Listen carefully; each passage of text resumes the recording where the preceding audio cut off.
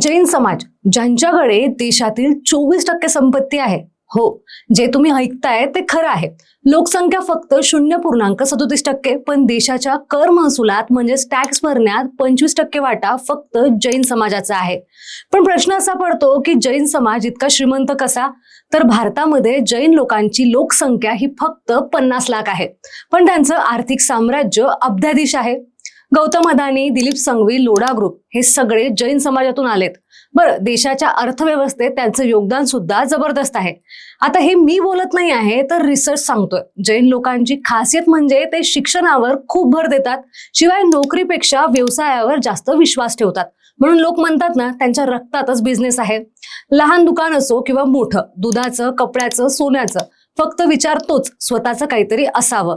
ते एकमेकांना खाली खेचत नाही, उलट मदत करतात, एकमेकांना पुढे नेतात.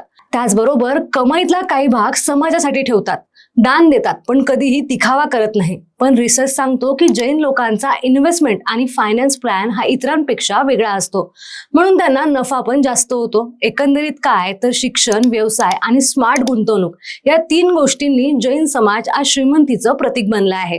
काय मग, कशी वाटली माहिती? व्हिडिओ आवडला असेल तर तुमच्या जैन मित्राला फॉरवर्ड मात्र नक्की करा.